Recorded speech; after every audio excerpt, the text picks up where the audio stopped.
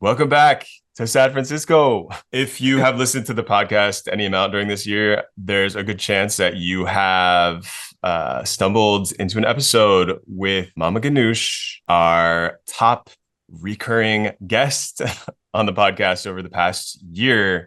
And before the year's out, we wanted to check back in with Mama Ganuush, who is fresh from travels overseas, including spending some time in Egypt with their cousin who just had to evacuate from Gaza, and also fresh from a hunger strike that they were on in solidarity with family and friends back in Gaza. And we're going to talk a little bit about that. We're going to talk about their thoughts post election. And Tofu, you want to take it from Yeah. here? And also a little trigger warning, Mama Ganuush goes over a little experiences of what their family is experiencing in Gaza. So Yeah. we'll probably have some like timestamp in the stuff. And then towards the end, there's a trigger warning where we talk three of us talk about bullying. So I was here for like playing a producer role for the first time. So I'm not going to be speaking Yes. until like towards the end of the episode. So if you just hear me randomly, that's why. But yeah, thank you all for supporting us on the podcast. If you want to continue to support the show, go to patreon.com/San Francisco. There you'll find all of our episodes and exclusive behind the scenes content where me and Toshio kind of just ramble, just like we are right now. Correct. Yeah. Yeah. Yeah. Yeah. Follow us all on our socials, all links in the description or show notes. And Yeah, we'll have one more episode for you all after this one for before the end of the year, where we do a little post-mortem on 2024. Well, pre-post-mortem on 2024. And then we're gonna come back with a lot of new episodes in 2025 that we'll tell you a little bit about later. oh, also like the video on YouTube, give us a rating on Spotify and Apple Podcasts. I don't know how algorithms work, but those helps a lot. So if you want to like have like more narratives of like from the guests that we share, like being pushed out there, then like helping us with all the ratings and like algorithms and stuff will really help. Yes, please. Yes, thank you. I'm so excited that you're back in the Bay. I was afraid Yeah, that you would Toshiki, never come back. You would go I overseas and missed not you. come back. Yeah, you never know But these days. Yeah. I Yeah. recognize your San Francisco apartment. So, Yay. welcome back. I How missed was the y'all. trip? It was interesting. It was really good to take a step out of of what's happening right here and also look at the world, how they are looking at me differently. So I feel like it's way less easy to feel safer and you feel a lot of like normal things you could do and people are not like looking at you strangely, like for example wearing kufiya or you know what I mean, or talk about Palestine, seeing Palestinian stickers everywhere you go, which is very similar to actually what we have like a lot of the Bay Area. But it was nice also to be with family. I get to see some of my family that left Gaza. I get to see my uncle. I also get to spend some really good time with my mother, and then I get to spend some time in Portugal too, which was really nice. Hang out with some of our Hala Collective comrades, Gustava, and a few other people there. So it was really nice. Yeah. Oh, Um, yeah, you want to tell people, yeah, where exactly you went? yeah, I went to Cairo, Egypt first, to see part of my family that left Palestine and see my mother. And then I took my mom to Lisbon, and we were together there for a few days. It was really nice, and I spent more time there, and I was organizing actually for a queer Lisboa. Like, sorry, no, it's a queer Sura. It's a queer film festival that we're doing in Mm, January 14th in Lisbon. So I was actually organizing for like a queer anti-colonial like film festival that we're doing there. So it was really it was a different type of organizing, and um, I also was there reading a lot and doing things with my mom, which was really nice. So yeah. Um, cool. I'm glad you got in Um, some family time and some time to like chill out. You were going hard before you left the Bay for a second. oh So my gosh. Yeah, thank you, Habibi. Yeah, my body really gave up. Like it was really bad. I had a very bad chronic fatigue. And then with the hunger strike, that was really very stressful on my body. And also it was kind of a mind fuck a little bit, but I'm very grateful for like community, honestly. And then the elections yeah, yeah. and a Yeah. lot of stuff. Sorry. Do you want Yeah. to start up with like telling people like why you decided to go on hunger strike and when this all went down? As I understand, Yeah. some people are still on and off continuing the strike. Yeah, and a lot of people actually joined in different capacities. So um it's it's hard. When I was in Egypt, my cousins, Russia and her daughters, that have escaped earlier in the genocide before they closed the Rafah borders, most of her family is there. Um, and that day I was with her when we were looking on Telegram and checking on, because this is how you check on like really fast information about Palestine, what's going on, Mm. about specific locations where Israel is bombing. And there was an Apache that was like over their house, basically, which was the last building left in the street in Deir al-Balah, which is like area southern Gaza,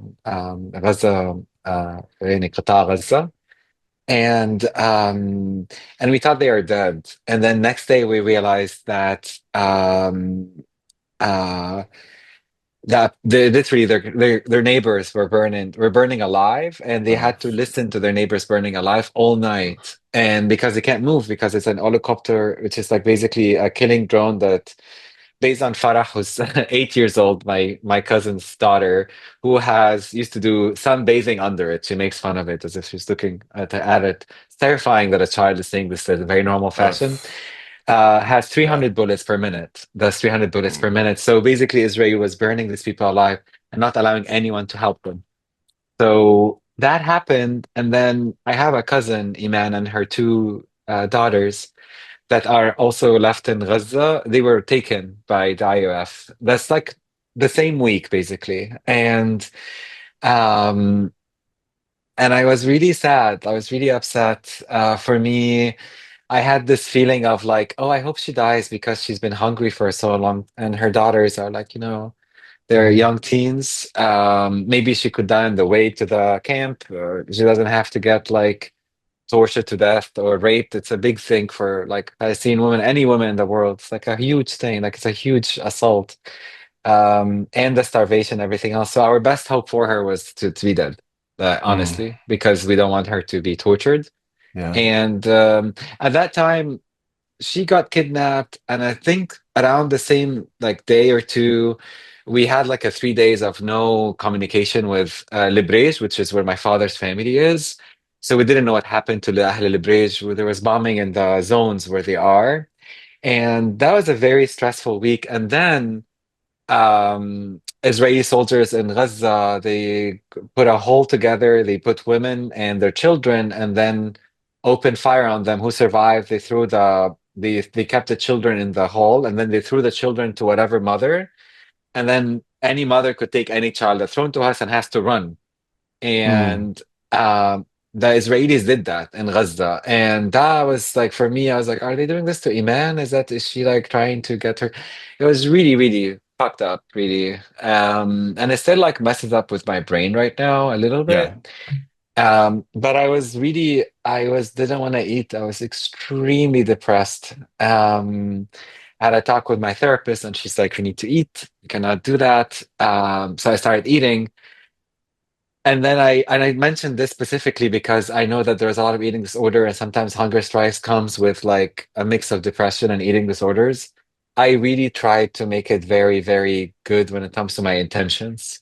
So I intended to do a form of a protest that I didn't try before. And that's a way for me to do something while I'm traveling overseas. And I don't have to move or do anything at all. and also a way to communicate their stories and pay attention to um, my family are killed because of Harris, Blinken, and Biden administration, because of the United States administration, whether they're Democrats or Republicans. It's the same shit. Yeah. So for me, I wanted to. I knew that it. I knew that it doesn't like. I don't think Harris would be like have a soul and say like save Palestine after listening to this, or Blinken, you know what I mean, or Biden at all. But I wanted to just to keep people remembering Palestine at the time of the elections, because I remember my cousins, and I don't want people to forget that this is still happening. Like, and I know Israel has a really good policy about mass genocide in a time of big moments. So, and I felt like this is the best thing I could do. Um, And you had so, some people, expressing solidarity online and some people back home here in SF that wanted oh my to gosh, help pick yeah, up the torch, so to speak. in Egypt, in Jordan, in Mexico, in Spain, in Puerto Rico, in Oloni Lands, some like straight dude from the Philippines. And it's like I call him like this because he's such a dude, and he's really sweet. Like his name is Vin. That's another person also reached out and did this for a day. And there was a collective called Collector who started like a hunger strike also. And then there's another collective I think in Jordan, there's a lot of people doing this. It's not because of me, but it coincided that I feel like a lot of people are desperate and a lot of people don't know what to do anymore. Like when I get emails about calling your congressperson, I I don't believe this will do anything, but I know that this is important to do. But for example, maybe as a Palestinian, I cannot do that. I've been doing this for a year. An ally could do this or someone else, but I could do this, which is something I could do. And yeah, it was really great, Toshi, because I think that also I got advices on people, so that's why I started hydrating and taking electrolytes. Other comrade here reached out and told me that basically they did a lot of research to learn about like how many days I should do it before it becomes fatal. So I had a lot of help and support. That was really sweet. Yeah.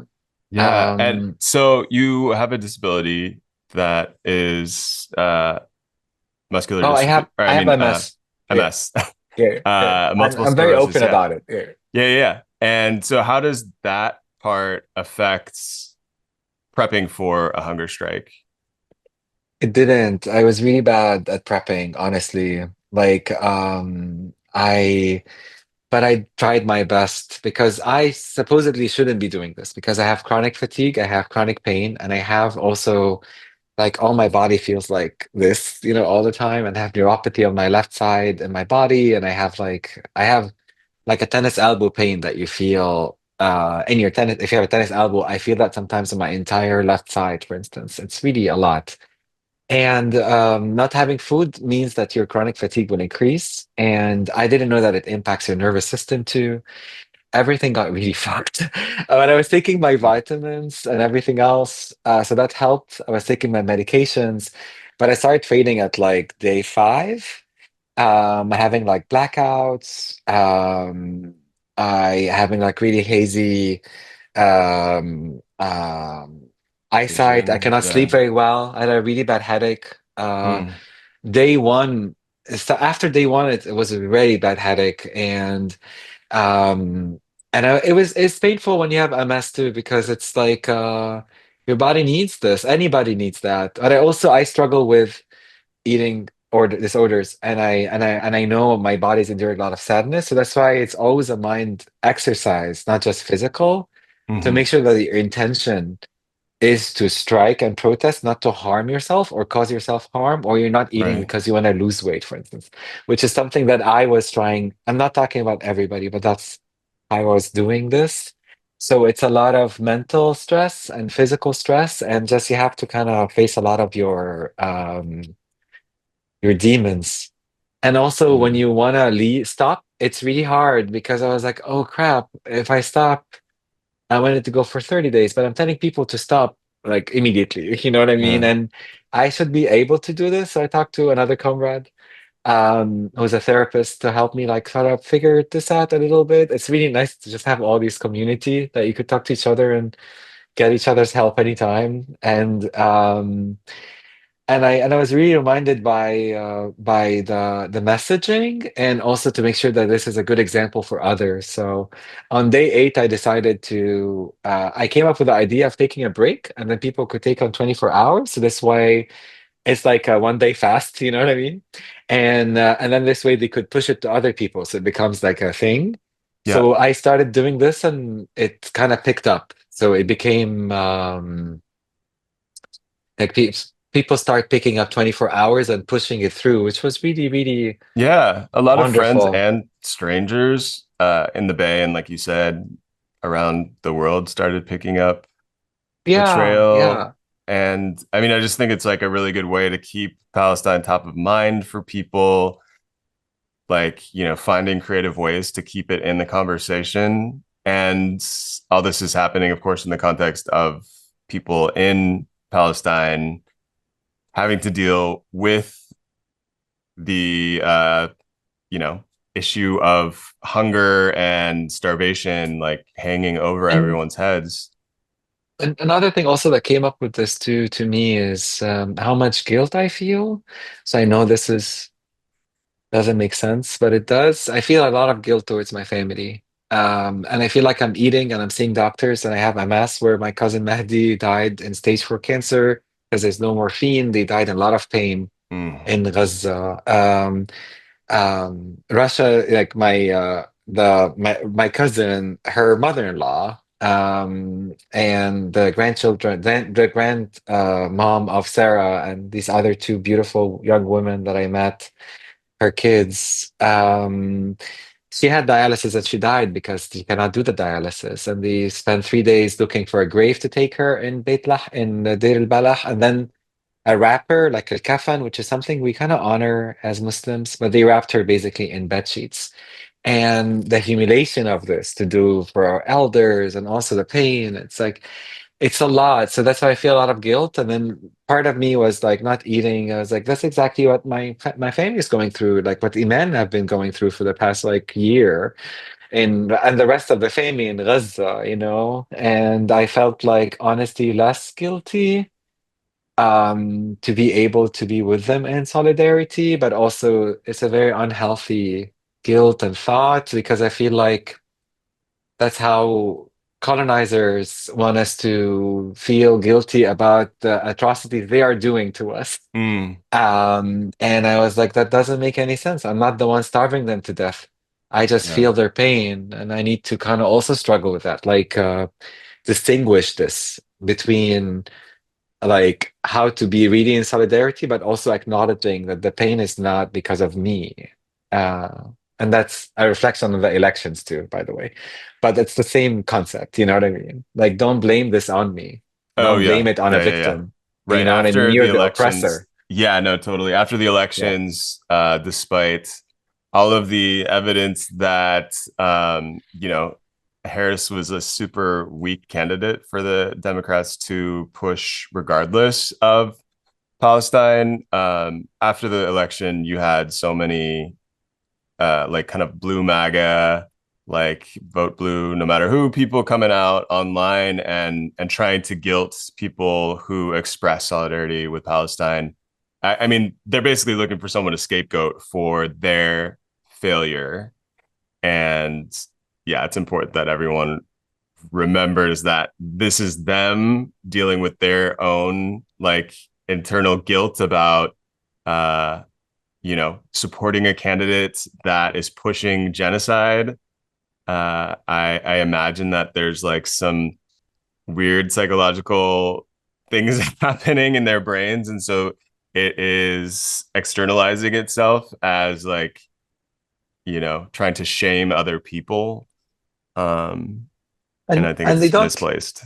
and it's not like new either. Like Democrats blame Asian Americans, for like older generation, for being Republicans, because the Democrats at that time were doing the mass incarceration for Japanese Americans, and they fucked up also in Vietnam. You know what I mean? Like there are reasons why older generation immigrants, specifically from Vietnam and from Japan, does not like Democrats because of the history of Democrats, also with their own genocides, you know what I mean, and their own like atrocities, and other politicians, not just Democrats. But I mean, what you know what I mean? Like they're still blaming people they have genocided over 60 years ago, or and continue to basically like Right. colonize their economy, colonize everything about every what's going on for them, and now they're doing this also for Palestinians.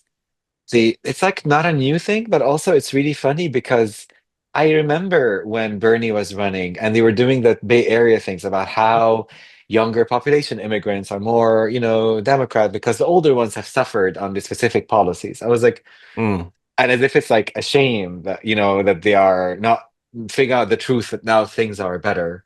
I'm telling you, things are not better. You know what I mean? Like they did that to Yeah. Palestinians, similar to what they have done to other people that they have colonized and conquered and abused. So it's I was really upset actually. I was really, really upset with this because I had people shame me online for and attacking me in person, like conversations. They're not even like they're not MSNBC Democrats, you know what I mean? They're like just progressive-ish or progressive people too, and shaming me for supporting like Jill Stein, which I honestly I was not gonna do anything, but I don't I think this is the last election I'll ever be voting for a president. But in this time, I had to tell Democrats that I have been, voting for them for ages, that it's not okay for you to do this to me anymore. Yeah. And I had people attack me and shame me. Some white dude in Texas, you're white and in Texas, and you know what I mean. And you were like one of this Harris, like in pictures with Harris and stuff. He's one of the delegates, and he's shaming me as Palestinian for like trying to shush me or shush Yeah. my voice. Although also the outcome of the results, Toshi, as you mentioned, it's not about even the third party elector. They lost. Trump won the popular vote. Like this is unprecedented like before for a Yeah. Republican president to do that. And the country's really suffering under Democrats on a lot of different things, but there's still this like racist rhetoric. And it made me feel so sad and angry because I felt like this is how immigrants in America felt for so long. And this is Hmm. the first time I recognize it. It's a lot of privilege that I was in, really. Mm. It's a lot of privilege that I was in. So I'm so tired for being blamed when I am a victim as a Palestinian. This is our life story for 76 years to tell people we're the indigenous people, not like, Jean-Paul from France, to this land. But it's meant to be blamed for like getting a tyrant in place like Trump. They're all tyrants, but Trump is a total fascism. Total fascism is coming our way, and blaming it on me instead of actually telling me, how can I protect you? How can I keep you safe going into a time where we know I'm a trans Right. person with disability and I'm Palestinian, and literally some of the people they're electing now in office are saying they're gonna mass incarcerate it like what they did to the Japanese Americans Right. and what they did to the Chinese immigrants in the early century. Yeah. Like, you Yeah. know? Yeah. And now is the time to listen to Palestinian people, to trans people, all the people that the Democrats are scapegoating now. We should be centering the voices of those people, because I they're the ones that can tell us what needs to be done, how we can keep them safe, because and also we're they're most at afraid. risk. We're afraid. I am terrified of Trump. People assume that I'm happy that Trump won. I am extremely scared. I'm very scared that Daniel Lowry won. This is like AIPAC royalty is Mm, running San Francisco now. Like running the police, the person who voted for the preposition and was supporting the propositions for the cop city. And that's your mayor now. You know what I mean? It's so scary. We need to recognize that we are not just on the same team. You are responsible of protecting us. You Yeah. know what I mean? Like, it's part of your responsibility. My responsibility to protect you, because this is how community works, at least how I was raised. My job is to protect you. Your job is to protect me. We got each other's back. And now they're going after trans people, like in mass waves, and women. And we're literally had to protect interracial marriage in our constitution. You know what I mean? Like, we're talking about Locally here in interracial California. marriage. Yeah. You know what I mean? Like, it's something that's very very upsetting. But again, that's not new. Like, I don't want to. I know I sound very, and the hope is coming. I promise, it is coming. But I just want to say that I want to just acknowledge that this is really bad. And for Palestinians, it's the same shit. Like, all of them are the same Right. to me. Well, that was But another question that I yeah, had. Oh, sorry to cut you off. no, The go ahead. just That's what I was how looking. does like the election outcome, does it change things about our how we should be acting in solidarity for Palestine?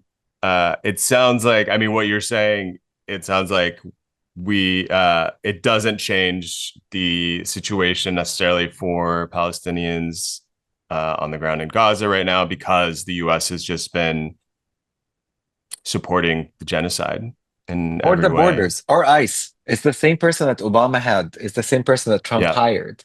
yeah, Like, by the way, like, it's Democrats and Republicans, both of them right. have extremely racist policies targeting immigrants and people of color and Yeah, anyone else that basically the Nazis targeted before.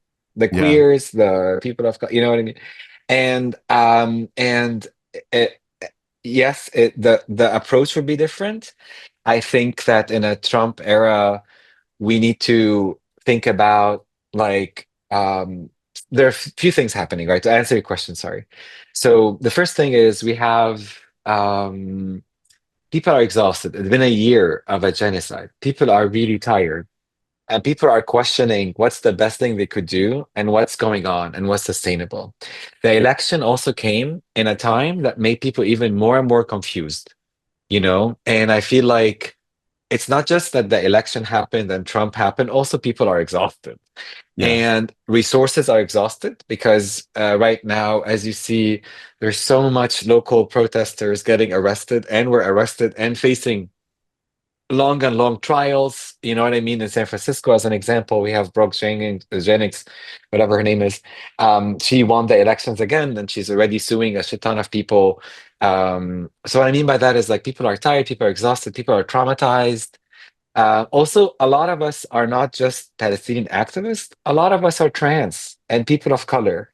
And there's a lot of other things that are happening that are really stressful for us and people with disability. And I feel like that wave of terror that we are witnessing the past year have been just really tiring for everyone. So I just want to acknowledge this. However, I feel like a Trump era, and people are arguing this, whether it's a time where everybody would come together and there's going to be a stand versus like what happened in the first day of inauguration. Um, I think that the focus should be liberation and land back, regardless of who the person in power is, because the message did not change, and both of them are not changing the message. And I feel like that pressure actually will help protect trans rights and other rights that we're losing in a very fast way. And I feel like not doing this and leaning into the center right and leaning into fascism just doesn't work out. See, Kamala Harris lost. Macron in France is moving away from the left that just won and trying to make a government with the right and the fascists.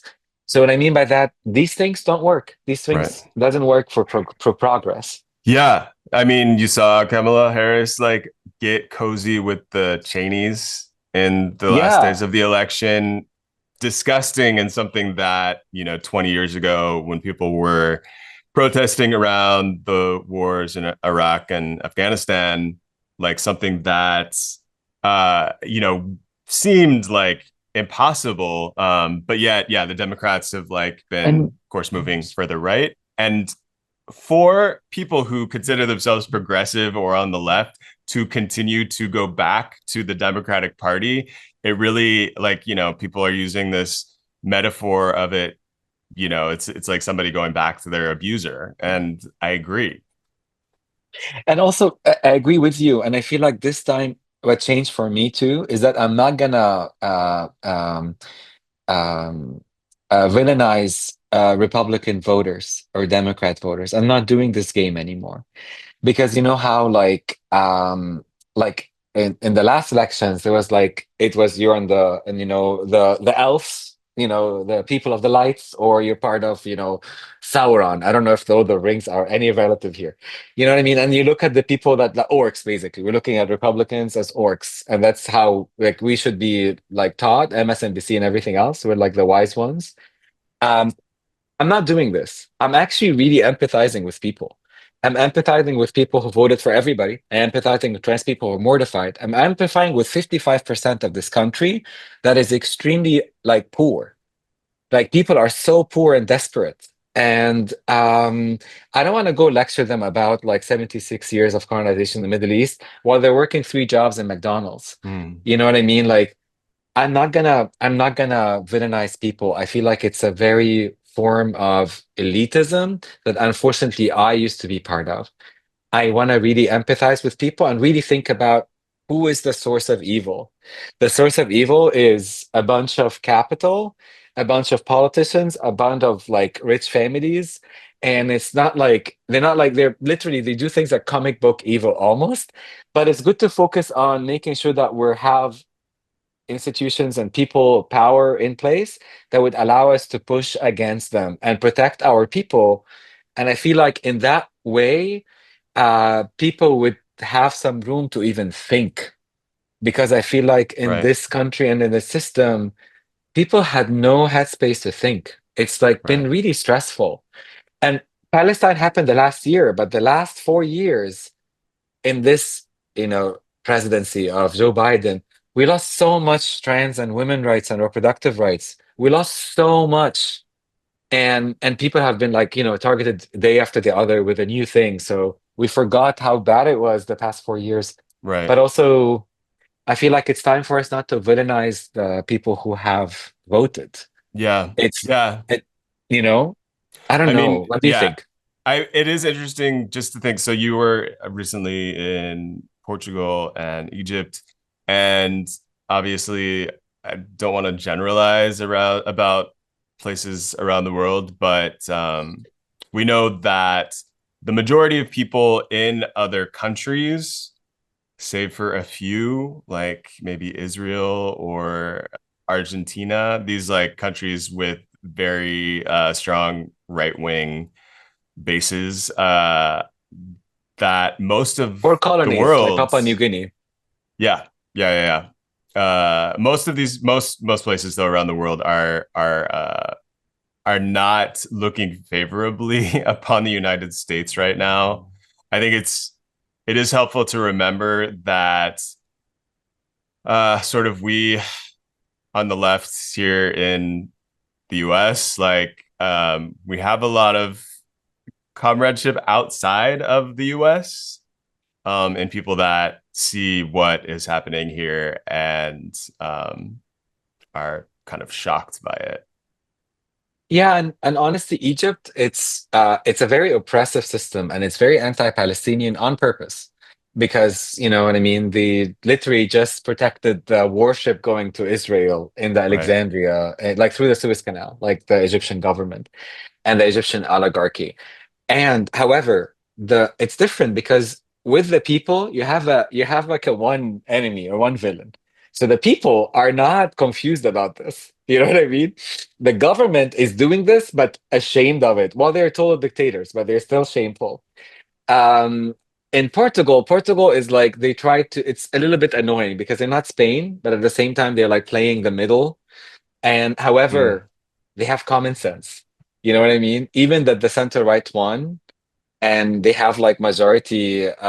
There's like a fascism on the rise. They want over 50 parliament seats. Um, it's still like they have common sense when it comes to Palestine and America, and people themselves, like random people, have a very good understanding of what's going on in a very human way. But I feel like what's different in the US is that the dehumanizing of Palestinians have been done for a very long time in this country. And also, like, Zionism is so integrated here on a people's level. So what I Hmm. mean by that is, like, the US is literally like Israel after 400 years. Like, the US is basically Israel 400 years ago when they did that to the indigenous people. They did this colony in 1772, whatever. They started this colony here. Mm. And Israel is just a kind of a newer version of America. So when you come to America, it's a very different place because you're going into Israel. You're going to an Israeli, like, I don't know how to explain it. You're going to the same place. And also the public, unfortunately, has been extremely misinformed, and Palestinians have been dehumanized for so long. Yeah. Yeah. But that's changing, right? Because we have seen for the first time over 60% of Americans are now kind of aware of this issue. But also, a lot of people are like anti-Israel, anti-genocide. A lot of people are not trying to realize that they don't have a lot of power in their own country to control things. And unfortunately, like, the only way out of this and to continue organizing is to, first of all, look at any security precautions. I want to talk to comrades that were in ACT UP. I want to talk to, like, our elders and other comrades who have been doing this and under a lot of other pressure before, and learn from them how to keep each other safe in a time like this. Also, the other thing, also not losing focus and not villainizing each other, because I'm not gonna go villainize, like, a black influencer because she's drinking Starbucks, and, like, if she's drinking Starbucks now, she always drank Starbucks. You know what I mean? Like, you know what I mean? It's not like I feel like it's more of a promotion campaign for Starbucks, so that's why I'm not engaging with this. I'm not gonna go. It's like, oh yeah, so we're all in it Yeah, I together. think Yeah. ignoring it, I mean, yeah, it depends. Like, in some cases, I do think it's like just best to ignore it and move on because it can be a distraction from like the overarching goals of liberation. I agree. I mean, also we could also have conversation about it in a very healthy manner because I feel like it's just a way to do like a promotion really for a lot of brands to start to stop the boycott because they are hurting overseas. Like Carrefour shut down in Jordan because Emirates bought them. Like, literally, people are boycotting not just the US products, they're boycotting Emirati products. You know what I mean? And it works. BDS works. It's very scary for them. And that's why they're doing this. So I feel like also that people were boycotting Starbucks and other companies because of their stance on Palestine, but also because they are union busters and because they hired a CIA agent basically to ruin the unions based on what I learned from Mm. San Francisco. And you know what I mean? Like, I there's a lot there, and I feel like it's time for us to be together. I am starting this election cycle with giving so much grace to my comrades and giving so much grace for everybody in this country who has been really struggling too. Like, a lot of people are struggling in this country. A lot of people are tired. Comrades are tired, activists are tired, local, like, other people who are not part of this movement are also really exhausted. And a good reminder that who's causing all of that pain is pro-Israeli lobbies, who are the conservative lobbies, who are, benefiting a few and destroying everything for everyone else, including the planet that we're in. Yeah. So it's good to recognize and give grace to each other, but also kind of unionize over this idea of, like, remember who the villain is. And if I want to leave you with one example, sorry, is that okay? Yeah. When I was bullied a lot as a child. I was a femme child and I was bullied a lot. And I didn't really know why people are bullying me, but people are clocking my queerness and just bullying the hell out of me. And one time somebody slapped me in the bus in front of everybody. I was in fifth primary, which is like a grade, I guess, five or six. And I was so humiliated because slapping is something like it's a humiliation everywhere, but in Arabic culture, that's like, you get beaten up, but you don't get slapped. That's what's the code at Mm. school is.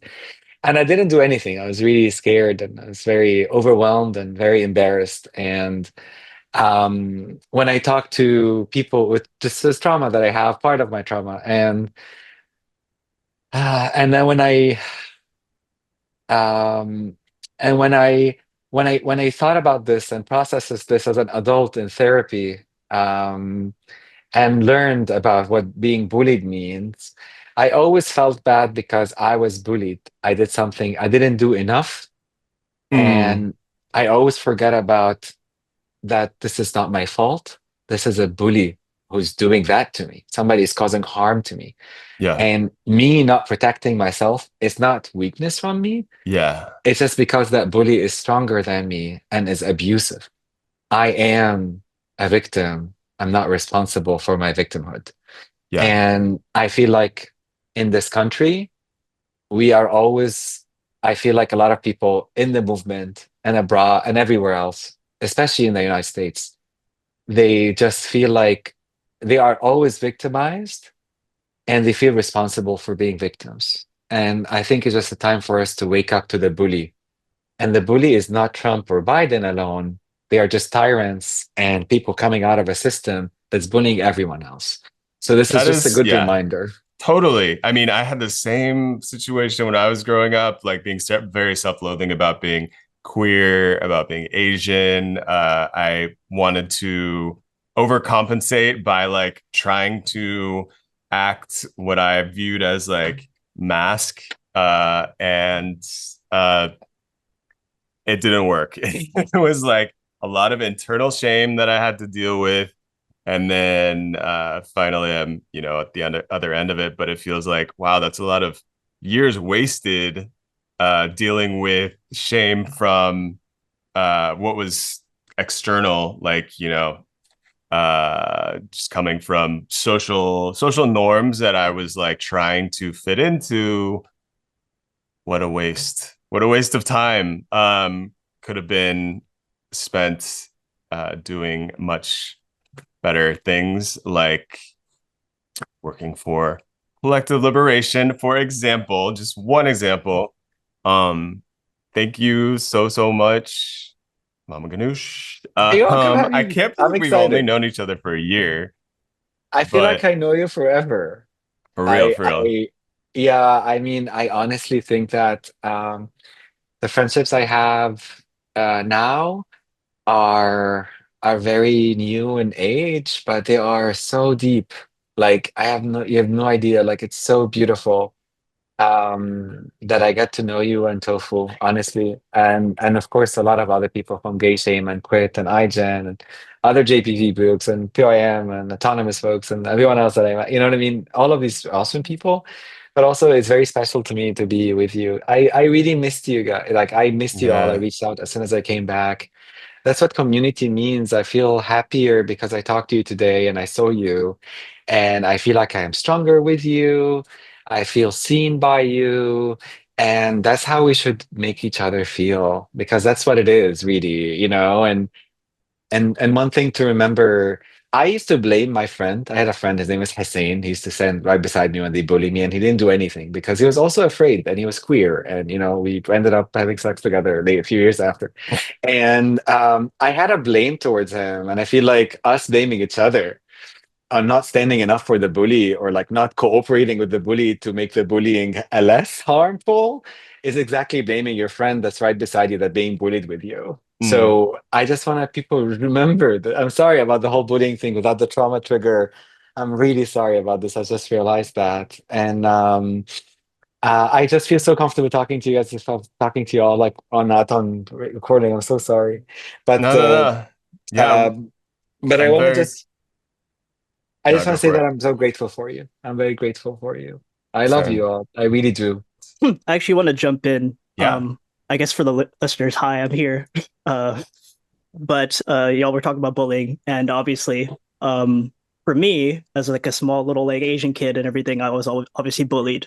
But on the topic of just like getting bullied or getting just like oppressed in general, there's a lot of like factors that comes into like the culture and the system around you that like does harm to you just naturally, and then you end up like y'all like already listed like some examples, but y'all end up embodying those same types of like attributes of the bullying in your own Mm. life, and you don't really like I'm trying to word this, but I whenever I reflect on like whenever I got bullied, I remember like processing that after I ended up just being just a piece of shit to the people around me even more and not Mm, really fully processing that.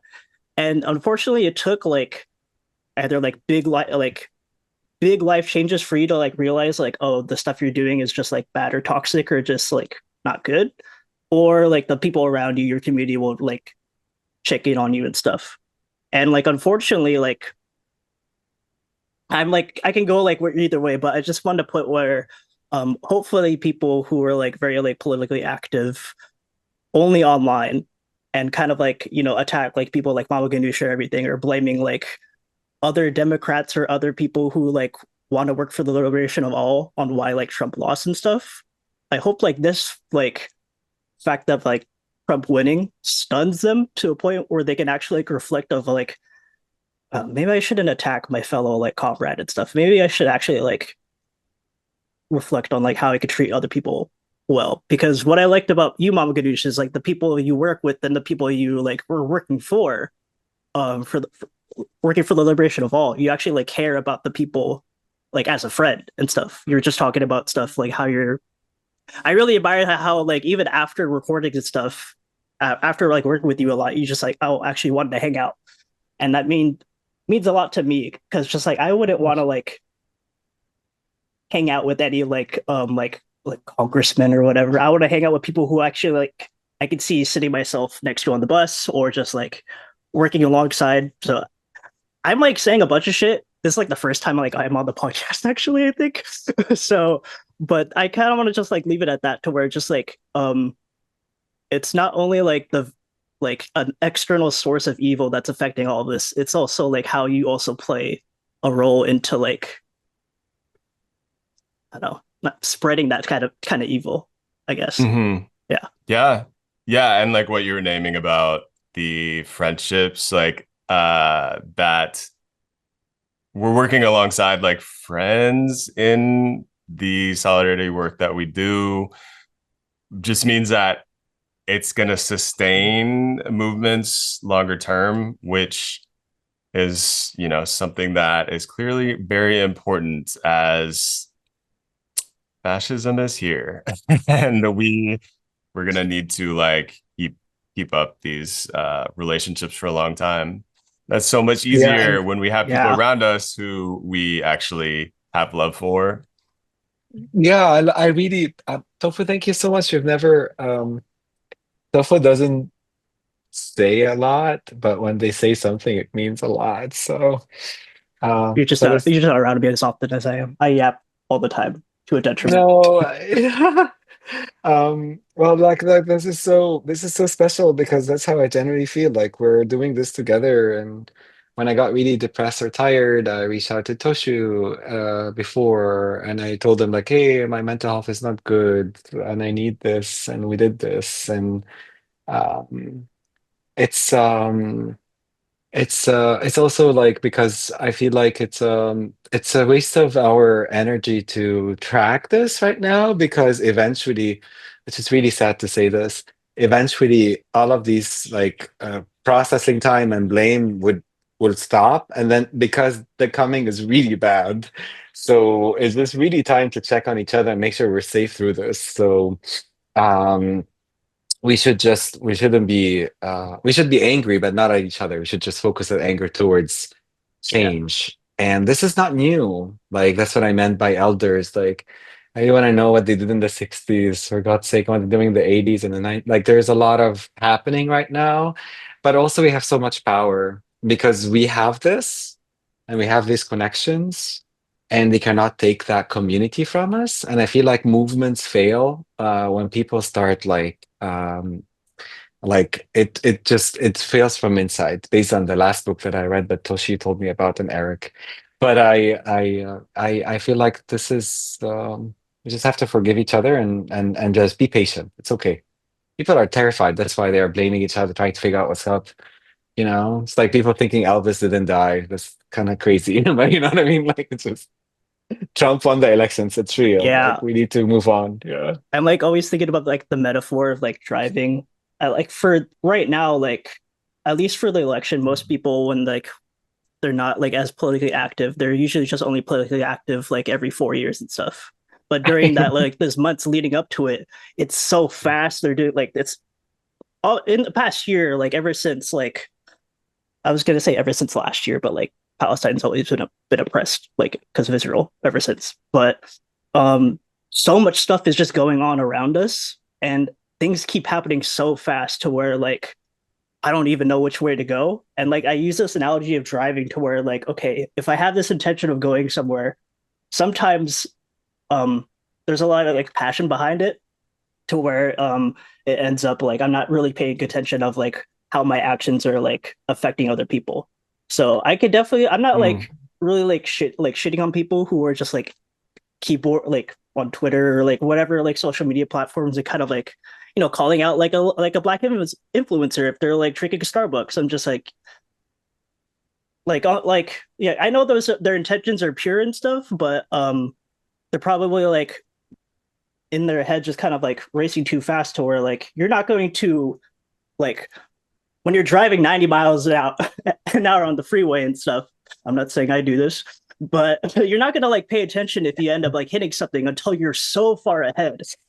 And like if you're working towards something so far ahead, you have to like go at a good pace too. You also can't be too slow to where like, you're super cautious because you won't get to the warrior like you won't get to your destination until like years or not even at all. Yeah. So if I always say this, but it's just like if that makes sense with that analogy, but just like hoping like this whole like election realize for people to like sit back and reflect. Social media has deteriorated the average span of everybody in this world to like from like 8 to like 5 seconds, I think. Don't quote me on that. Oh gosh. And I have ADHD already, so but that's why I like want to like work a lot on with Toshio with like San Francisco was just like having everybody be able to like have access to conversation like this and be able to like have that internal dialogue as well while you're listening. So if that and also we have been on break for like a couple weeks. So that's kind of like a statement for like us, me and Toshio, where just like so much has been happening. We are also like taking a break as well so that we can kind of like move forward in a better, different way. But and like hopefully like be in a better pace. Yeah. We had to check in with Mama Ganuush.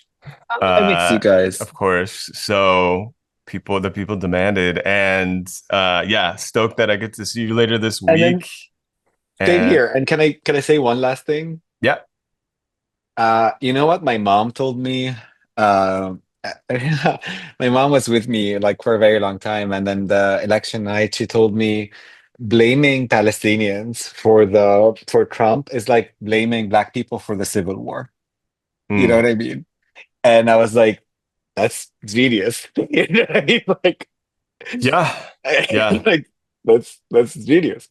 Like you're blaming people who were been enslaved for a war that happened because some people refused to free them. You know what I mean? Like, or that's a very simple way of looking at it. This is how my mom looks at this. You know what I mean? So I think it was just really yeah. I love you guys.